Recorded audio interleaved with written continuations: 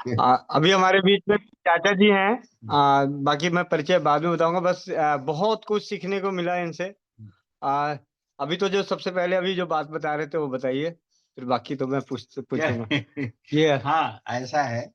किस संबंध में जानना चाहते हैं आप, बताइए। अभी जो बात हुई थी कि अभी हितैषी कौन। हितैषी कौन है? हाँ। जीवन में सबसे बड़ा हितैषी जब तक हमारी शादी नहीं होती, जी। तो सबसे बड़ा हितैषी हमारी माँ होती है। जी। माँ का मुकाबला नहीं है, कोई हितैषी नहीं हो सकता। माँ हर परिस्थिति में साथ देती है। शादी हो जाने के बाद पत्नी से बड़ा हितैषी दुनिया में कोई नहीं।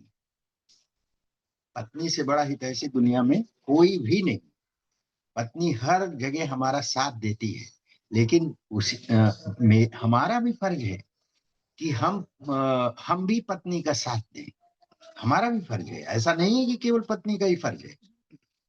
पति का भी ये फर्ज होता है कि वो पत्नी का साथ दे, गलत चीजों में नहीं, सही चीजों में।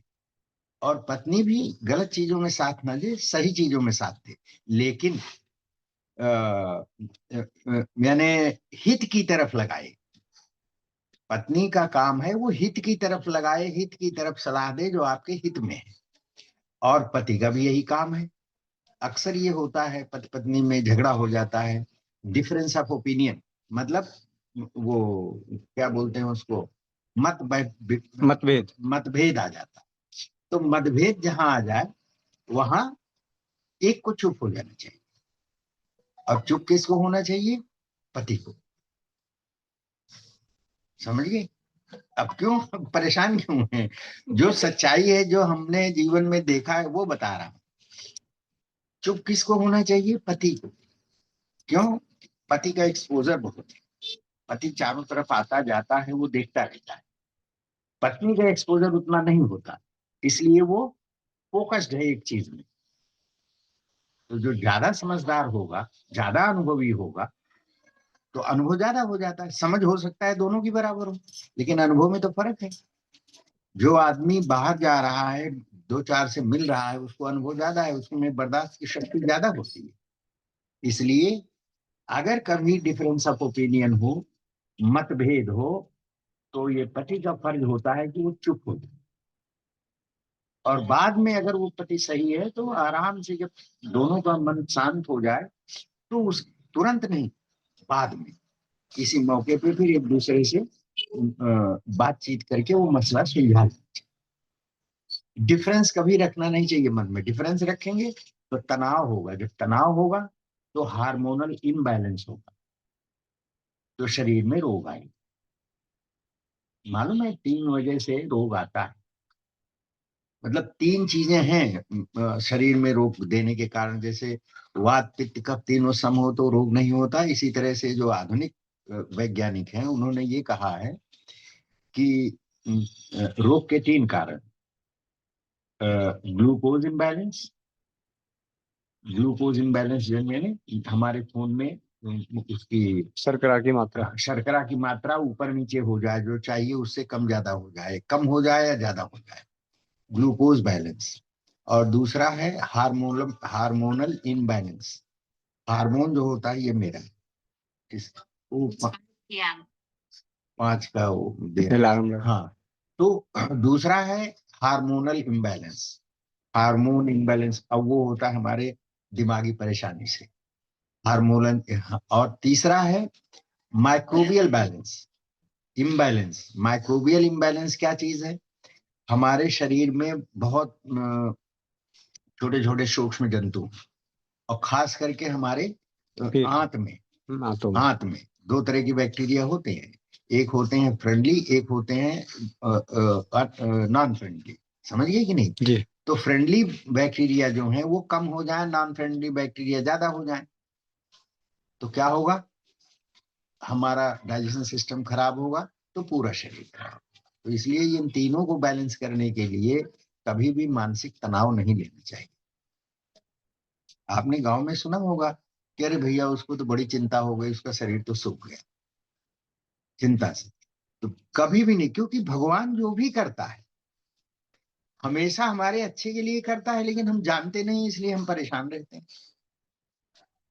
भगवान जो भी कुछ करता है, ये मान के चलिए, अगर हमको लग रहा है कि भगवान तो मेरे खिलाफ कर रहा है, तो लगने दीजिए, लेकिन हमको भगवान पे भरोसा रखना चाहिए। भगवान पे भरोसा रखने से हमारा हार्मोनल इम्बैलेंस नहीं होता या कम होता है।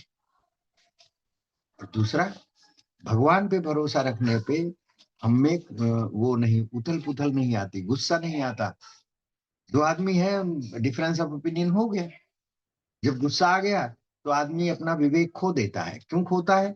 क्योंकि इम्बैलेंस हो जाता है हार्मोन, तो विवेक नहीं रह जाता, सोच समझ की शक्ति खत्म हो जाती है, तो इसलिए उल्टा पुल्टा बोलने लगता है। समझ गए? जी। बस ये मेरे जीवन का। और बिजनेस में जो सबसे बड़ा हितैषी कौन हुआ बचपने में? माँ। माँ। और जब शादी हो गई, मेच्योर हो गए, तब कौन हुआ? पत्नी। पत्नी। इसलिए हमारे यहाँ मालूम है शास्त्रों में क्या कहा गया है स्त्रियों को? क्या? मतलब स्त्री को लक्ष्मी कहा गया है, कि उनसे बड़ा कोई है ही नहीं। ये देख लीजिए आप, हम लोगों के गांव में क्या है, नासमझी की वजह से झगड़ा फसाद गाली गलौज होने लगता है, लोग नासमझ होते हैं। बहुत खराब है ये चीज, समझिए कि नहीं? ये चीज नहीं करना चाहिए किसी भी कीमत। और ये तब होगा जब हमारी सोच पॉजिटिव होगी, हमारी सोच सकारात्मक होगी। सकारात्मक कब होगी? जो कुछ भी हो रहा है वो ईश्वर की मर्जी से हो रहा है। हमारा अधिकार केवल मेहनत करने में है, अपने काम को करने में है। और काम में क्या चीजें जरूरी है? कड़ी मेहनत, अपने काम की जानकारी, अपने व्यवहार में ईमानदारी। समझिए कि नहीं? ये होना चाहिए। अगर ये चीजें हैं हमारे में, तो ये देख लीजिए कि दुनिया में हो सकता है तकलीफ आए, लेकिन कोई हरा नहीं सकता। अगर किसी वजह से हरा भी दिया 1%, तो वो थोड़े दिन के लिए होगा, ज्यादा दिनों के लिए नहीं होगा। ईश्वर वो लेता है, इम्तिहान परीक्षा लेता है, देखो ये कैसा है, हमारे ऊपर भरोसा रखता है कि नहीं रखता। शास्त्रों में तो बहुत चीजें कही गई हैं, लेकिन मैं सारांश बता रहा हूँ। कोई अप्रिय घटना घट गई, ये भगवान ने हमारे अच्छे की, हम विचलित न हो। हालांकि ये अभ्यास करना बड़ा मुश्किल होता है, लेकिन अगर अभ्यास में आ जाए तो आदमी का जीवन स्वर्ग हो। ये बता दूंगा, ये मतलब ये मेरे जीवन का अनुभव है जो मैं बता रहा हूँ। जी। हाँ, ये हमने जीवन में अनुभव किया है। हमारी वाइफ थी, वो थोड़ा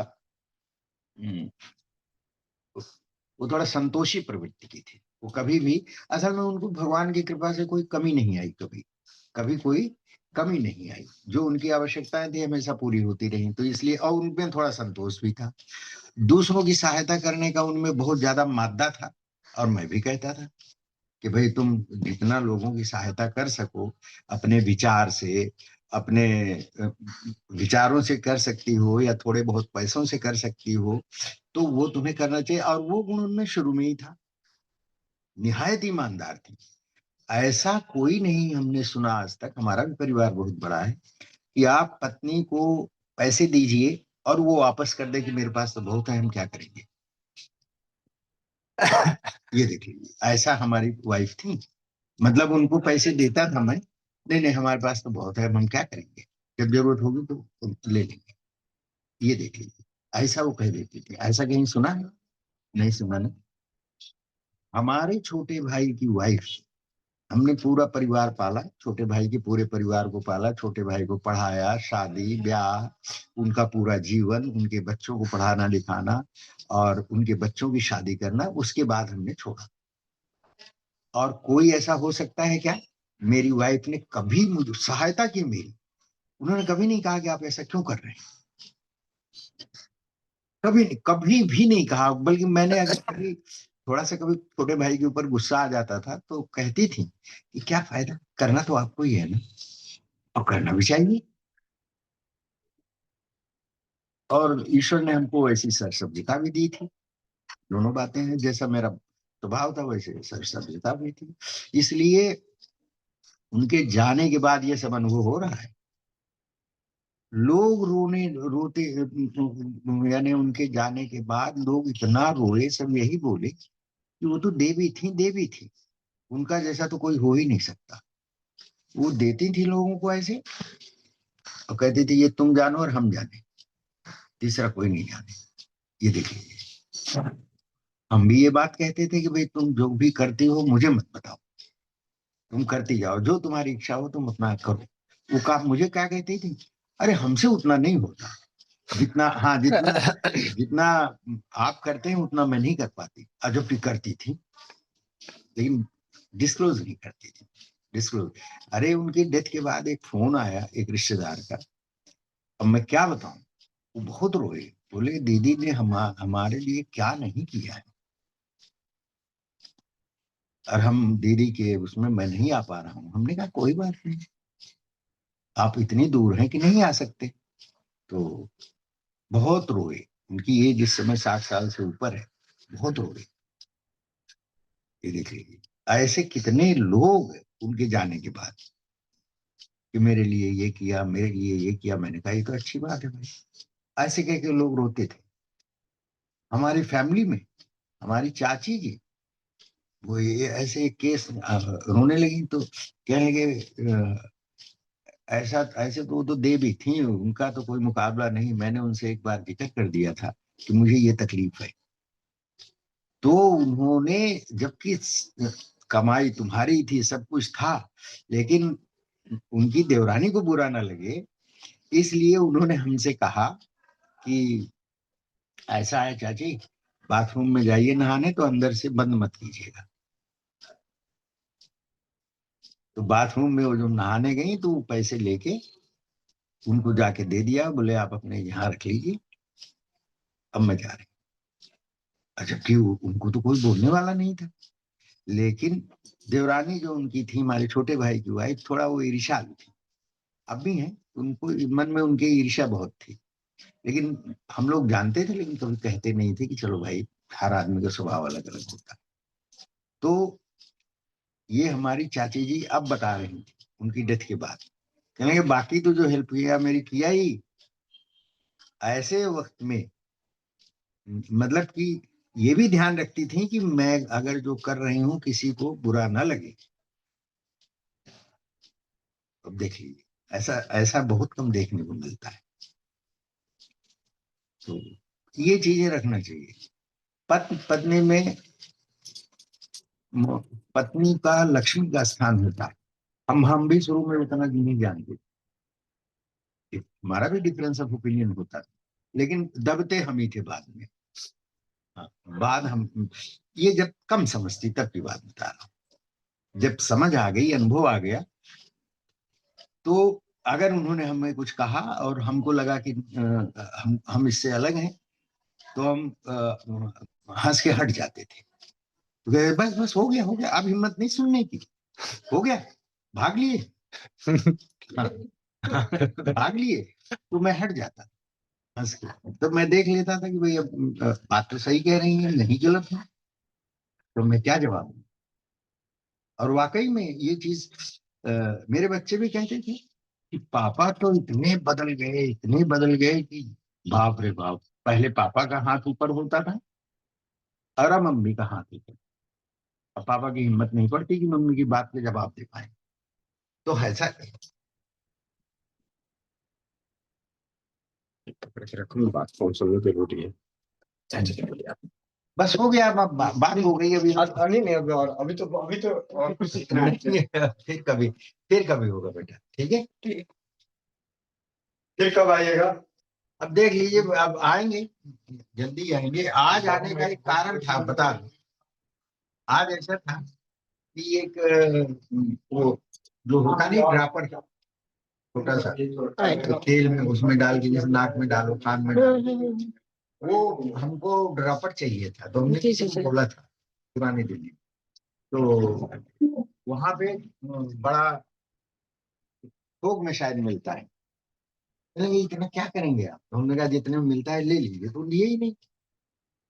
और ये हो गया कई काफी दिन हो गए, तो हम कभी कई दिनों से क्या, मेरे महीनों से हम आने की कोशिश कर रहे हैं, बल्कि 2 महीने हो गए होंगे, 3 महीने हो गए, नहीं आ पा रहे। आज हमने निश्चित किया कि आज चलो। चाचा जी आप आए, इतना खुशी हुआ, इतनी खुशी हुआ, उतनी तो मतलब नहीं बता नहीं, नहीं हमें भी सकते। बड़ी खुशी, इतनी खुशी होती है हमें भी बड़ी खुशी, हमें भी। और बहुत मिस करती हूँ चाचा जी आपको नहीं, बहुत। मैं असल में आपको क्या दिल से है, धन्यवाद आने के लिए। नहीं नहीं, धन्यवाद नहीं बेटा, ये तो मेरा, हम ही जो है थोड़ा अब हो जाता है, अब अकेले हो गया हूँ ना, तो कभी कभी हल्की सी मायूसी भी आ जाती है, कभी कभी होता है। होता है चाचा जी, सबके साथ होता है। हाँ, तो होता है। अब अपने मन की बात सबसे तो नहीं कह सकते, कभी कोई बात आए तो। अब बच्चों से तो, बच्चों के सामने तो मुझे खुश रहना पड़ेगा, और रहना भी चाहिए, और रहता भी हूँ बच्चों के सामने, ताकि उन्हें ना अनुभव, उन्हें इस बात का अनुभव न हो कि मम्मी की ना रहने की वजह से पापा को अंदरूनी तकलीफ है। हम ऐसा अनुभव नहीं होने देते। इसलिए हर पति और पत्नी को जीते जी पति को भी कदर करना चाहिए पत्नी की, और पत्नी को भी जीते जी पति को कदर करना चाहिए। ये बिल्कुल सही है, ये कोई साथ नहीं देता, केवल पत्नी। बाद में पछतावा आने से पहले खुद से पहले ही पछतावा कर लो ना। हाँ, ये मैं आपको बता देता हूँ, परिवार का कोई भी सदस्य काम नहीं आता, कोई काम नहीं आता। ये अब चाहे आप गला काट के दे दें, कोई नहीं आएगा परिवार। अब की स्थिति है, पहले ऐसा नहीं था। अब जमाना ऐसा हो गया है कि आप अपना गला काट के दे दें, कि परिवार के चाहे भाई हो, चाहे कोई भी हो, कोई सदस्य, और जब मौका उसका निकल जाएगा तो वो आपको पूछेगा, लात मार देता है पीछे से। हाँ, आपको नहीं पूछेगा। और जरूरत रहेगा तो आपसे अच्छा कोई है ही। ये बात हम अपने बेटे को भी कहते हैं, ये बात अपने बेटे को भी हम बताते हैं, कहते हैं कि भाई देखो, मेरे जीवन का तो अनुभव ये है, मेरे ही नहीं, मेरे दोस्तों के जीवन का अनुभव है, जो मेरे बड़े खास दोस्त थे, उनका भी यही है। जी, एक साहब हमारे दोस्त थे, अब इसको बंद कर दीजिए, तो दोस्त की बात है, तो मैं जी जी बंद कर। क्योंकि ये चीज किसी पे ऐसा में, ये पर्सनल चीज हाँ, नहीं जाना चाहिए। जी।